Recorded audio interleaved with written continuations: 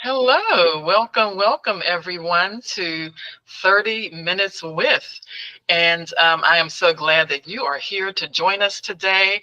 And I'm especially glad to have the other person here who I will be interviewing, because for the next 30 minutes, we'll be spending that time, that 30 minutes with Reverend Dr. Carissa Clark Howell. Reverend Dr. Howell, welcome. So glad to have you with us today. Thank you. I'm excited to be here. Okay, great. Yes, this is the launch of this program. So I'm trusting and believing all will go well.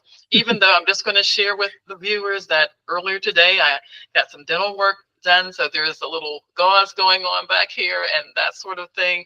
But again, we're going to pray and believe that all's going to go well. So since we do only have about 30 minutes here, I just want to jump right in. So Reverend Dr. Carissa Clark Howell, you have a bachelor's, to my understanding, a bachelor's in community ministry, an MDiv from the Pittsburgh Theological Seminary. Also have your doctorates from there, Pittsburgh Theological. So really, I'm just wondering at what point, you're obviously a very learned and scholarly person. So at what point did you know that you were going to go into ministry? I mean, what led you down that path? I think I was dragged down the path kicking and screaming more than led willfully, or willingly rather. I just sort of wandered around for a long time early on in my 20s, and didn't really know what I wanted to be when I grew up for a while. We joke that I was on the 14-year plan for my undergraduate degree, dropped out of college several times, and even in spite of that, I kept winding up in positions for work that were broadly pastoral in nature, even if that wasn't on the job description, right? So working with the elderly and working in youth ministry. So doing those sorts of things that are very people and care oriented. And eventually my husband and I joked that I got too old to sleep on the floor at the youth lock-ins anymore, and finally decided to suck it up, finish my undergraduate degree so that I could go to seminary. And I thought at first I was going to seminary to do nonprofit management, which I have done some of since then. But did not go in necessarily thinking that that was going to go into church leadership or ordained ministry of any sort. But I was sitting down one day talking to my dear mentor, who very pragmatically told me, well, if you're going to go to seminary, it's easier to start the ordination process and drop out than it is to come into it late. So I went ahead and did that. And after doing my internship and going through that process, the discernment of that process worked. And, okay. Yeah. Very good. It's always interesting to hear the routes that people took to get to where they are. And so speaking of that, before taking on the role of a church pastor, which you are now, you're coming out of a background of chaplaincy in one of our correctional facilities here in the Pittsburgh area, the Allegheny County Jail. So, what was it that drew you to ministry for that population? Early on after my ordination, when I started out in some small congregations as a pastor, and a friend of mine in the area was doing some work with an organization in the jail. and asked me to come try out being a volunteer. And I said, sure, that sounds like a good ministry. Sounds like an interesting place to be. So I started volunteering there and volunteered for a number of years until COVID-19 hit and the facility locked down, and visitors, including volunteers, could not go in. And the churches that I was pastoring at the time were really struggling. They were not doing particularly well, and it was sort of becoming evident to me that God was starting to lead me in a new direction. I didn't know what that was yet until the position posted to direct chaplaincy at the jail. So that process went really quickly after that, and it was a good number of years that I spent there, and it's a very holy space. I really appreciated every moment of that time. Wow, and you just touched upon something else. I mean, it just amazes me sometimes the way God works and moves, and He kinds of, directs you to where He would have you to be, even though at the time you may not even realize, it's happening. But yeah, just the way He gets us to where we're to be at a particular time. It's, like I said, it just amazes me sometimes how that happens. And so now, just speaking a little bit more about that, last year in 2024, you received the County Correctional Chaplain of the Year award. How did that come about, and just what's the process for that? Well, that came as a huge surprise to me. I was just doing my job, but the Pennsylvania Prison Chaplains Association is an organization of chaplains in correctional ministry in Pennsylvania. And every year they put a call out to administration members of the different facilities, as well as chaplaincy directors and folks, a call for nominations. And they have a county chaplain of the year and a state chaplain of the year each year. So one of the deputy wardens who I had been working closely with nominated me for it. And I think she and I were both in tears when she got to tell me that I had been selected for that. So, yeah. Wonderful. Wow, wonderful. And so were you, I guess you were notified in advance so that you had been nominated, correct? Yes. Yeah. Okay. Wow. Well, now here's the thing too. So you just received that award last year in 2024, and now this year finds you pastoring a church. So, why the change, and why now? Well, I was actually already in the discernment process within our presbytery with a couple different congregations when that all came about. So it was sort of a bittersweet thing.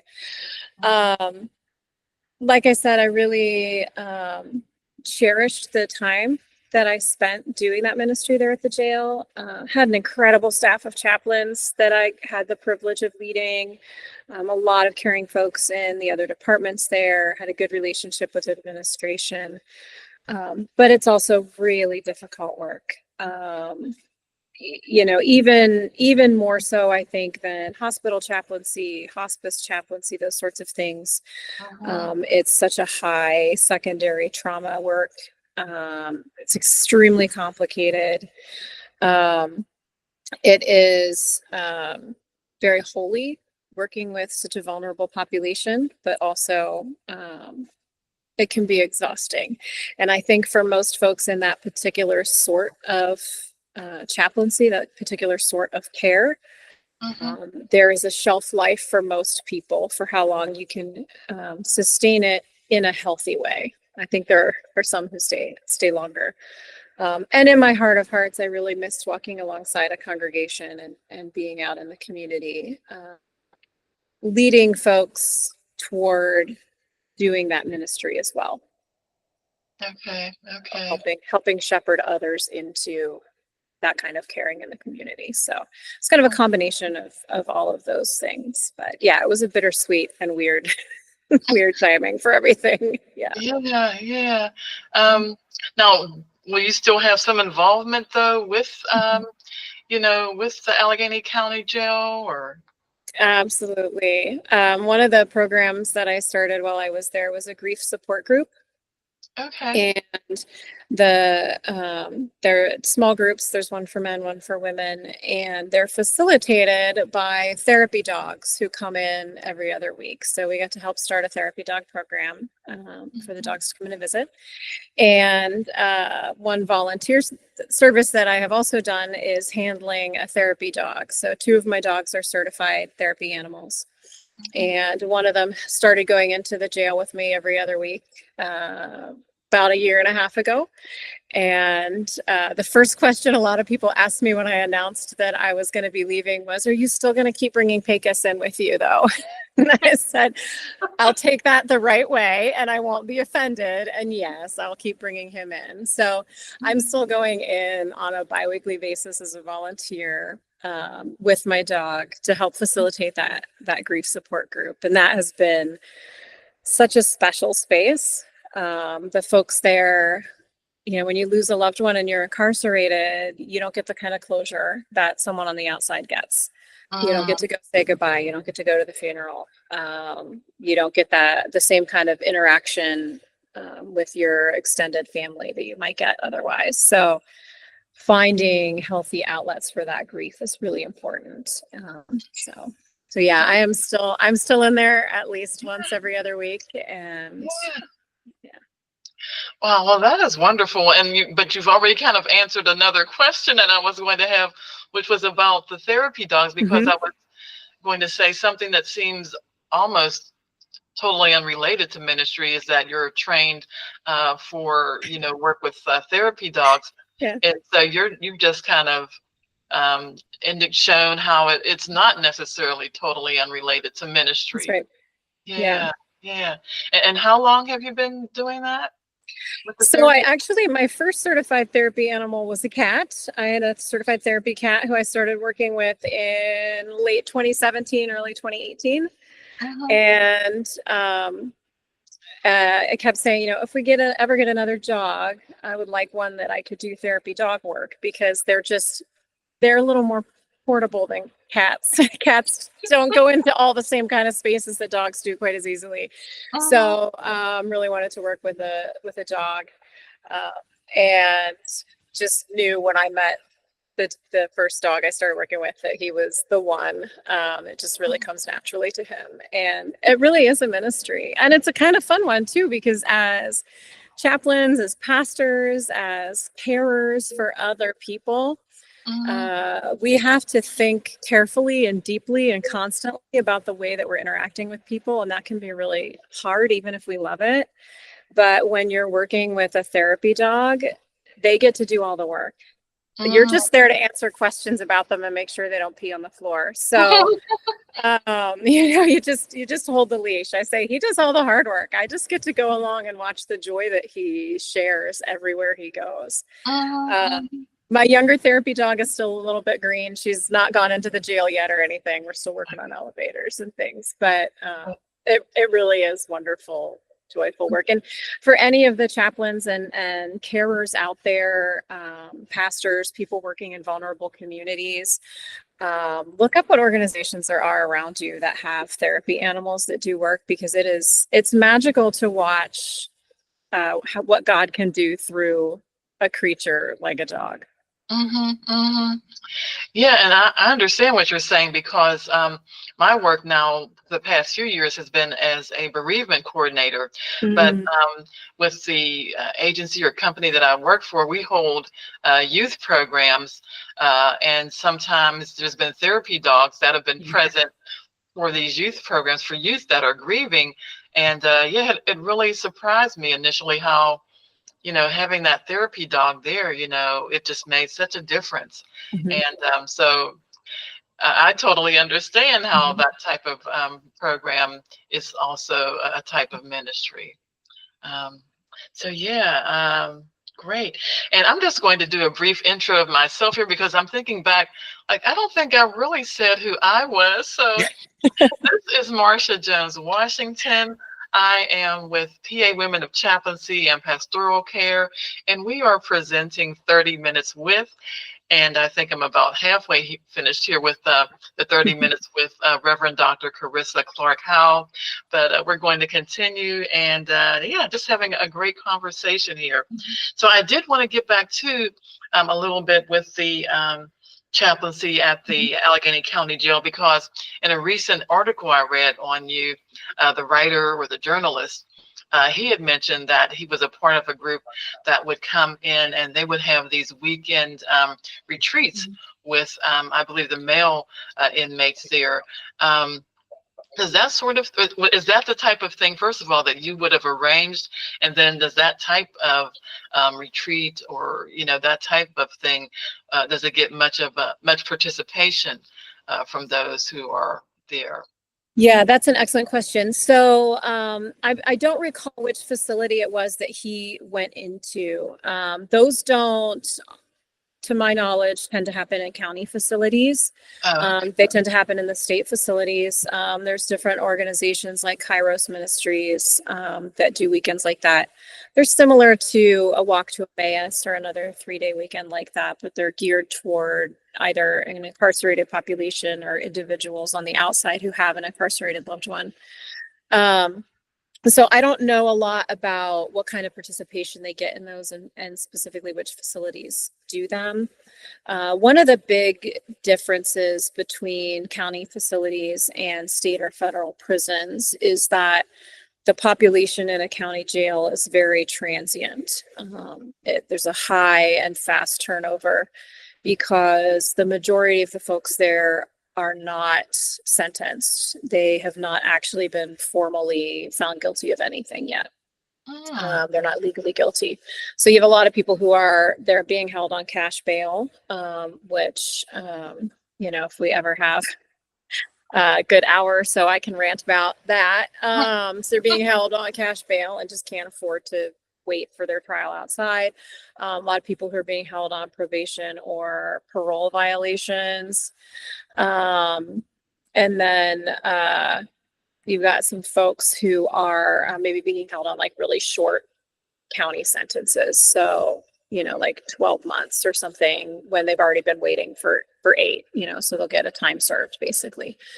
So that really complicates programming and things like chaplaincy quite a bit, because what that means is you've got a constantly new group of people that you're working with. So in that way, it's a little more akin to something like a hospital chaplaincy than it might be to things in a longer term facility or something like that, where it can feel like just as you get to know someone or get to know a group, they're gone again. So a lot of those like weekend programs, and even you hear a lot about colleges that come in and have study programs in prisons. Those tend to happen in places where folks they have a firmer idea of how long they're going to be there. okay, I see. And so in terms of services that are held there at, you know, at the Allegheny County Jail, are there like weekly services, or is there more like a daily time of prayer or what have you? What's, you know, what's usually, how does the process go, or what's usually happening? Yeah, so for our particular program, one of the biggest things that we did was just one-on-one pastoral care with folks. So just a lot of listening, a lot of making sure people knew that they were heard, that there's someone that cares. Also some distribution of resources. So if somebody needed a Bible or they needed religious headwear or something like that, those are things that we would help connect them with. But we also have weekly services for the larger faith groups, often overseen by staff, sometimes overseen by volunteers that came in for the organization, as well as study groups, so Bible studies, Talim classes, things like that, meditation groups for some of the faith groups. Many of those happen in the chapel. Some of them happen right on the units, as well as in 2020, when COVID hit, the services went on video there, just like they did in just about every church out there. There was a scramble to figure out what are the resources we have to make sure people are still able to participate in some way. Yes. And we continued those after things loosened up a bit and we were able to start bringing people to the chapel. We still had them for a couple of reasons. One of them being when someone would first come into the facility, we didn't necessarily already have them listed under a particular faith group. Maybe they hadn't, answered that question when they came in or whatever. So that gave an opportunity for them to have some religious services until they were able to reach out and say, hey, can I attend these particular services? And that also helped to provide services for folks who might be in a medical wing or a mental health unit where they might not be able to have as much movement around the facility to different places. So, so those were also kept up, those video services to broaden that access. Okay. Okay. All right. Well, I did just want to now go on with your ministry work or your pastoral work that you'll be doing as a pastor with the church. Did you already have some connection with the church where you are pastor now? Did you already have a previous history with them? I've kind of been circling the periphery of that congregation for a long time. Pittsburgh Presbytery is a small world. You can throw a rock from just about anywhere in Pittsburgh and hit a Presbyterian congregation. So we all kind of know each other to begin with. So I know a number of people there, have some extended family that have attended there for a while. So I've known them kind of on the edges for quite some time. But it's been a delightful process, really getting to know them very well and learning their heart for justice and the community. They have a deep care for all the people around them, and they're very engaged in the welfare and well-being of the neighborhood and the world at large. So. Yeah. Oh, that's great. That is great. But it sounds like so you weren't necessarily a stranger to the church. No. Okay. I don't think there's a church I also had done the circuit a lot, filling in on Sunday mornings as I was directing chaplaincy at the jail. So we would have been hard pressed to find somewhere that I hadn't preached at least once, probably. Anyway, so yeah. But yeah, I did have some familiarity with them. All right. Very good. Well, listen, one thing we do have to mention before you go, because I've been waiting to mention this, is that Reverend Dr. Carissa Clark Howell is going to be one of our main speakers at the 3rd annual Women of Chaplaincy and Pastoral Care Conference that's coming up, and that's going to be held Saturday, September 13th at Geneva College, where I didn't realize that Reverend Clark Howell has a connection there, even as I do with our undergrad. Both had gotten undergrads there in community ministry, but she's going to be one of our main speakers on September 13th for that conference. And I was just wanting to ask her, our theme this year is joyful, as in JOY-FULL, joyful. And it's also based on the scripture reference we're using is, let me pull that up, John 15:11, which says, "These things I have spoken to you, that my joy may be in you, and that your joy may be full." So, we're living in a world right now where doesn't seem like there's a lot going on where we could be joyful about it. But, what is this scripture saying to you? Or, what do you want to share at this point about that scripture or that theme?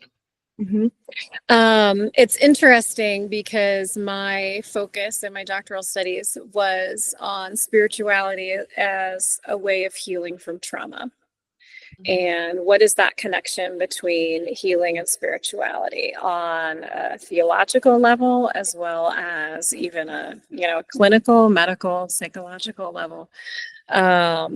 Just making those kind of connections. And that passage from John is such a beautiful one, and it's such a difficult one for those who have been through so much sorrow and are struggling to figure out what does joy look like for me, because it can be such an elusive thing.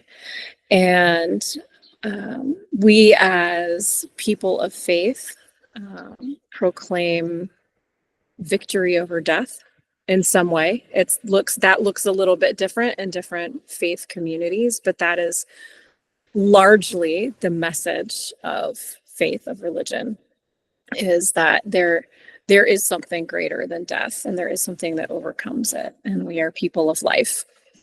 And part of healing from trauma is reclaiming our life after something that threatened it. So if we are to be people of faith and to be joyful people of faith, then that means walking through the healing and walking alongside folks who might be struggling to see the joy. And that's when we're going to find the real joy. And that's when we're going to be able to live the real message of resurrection, of overcoming death. Yes. Wow. I love that. I love all that you just said. Wow. That is powerful. Well, listen, everyone, if you want to hear more about Reverend Dr. Carissa Clark Howell, please join us on September 13th for the Women of Chaplaincy and Pastoral Care Conference. And that is for women who are in chaplaincy, pastoral care, youth pastors, anything along those lines, anything related. Please feel free to join us. And you'll find information about our website, pawomenchaplains.net, where you can find more information. And maybe I can try to figure out how to attach something here at the end of this interview. But just thanks everyone for joining us.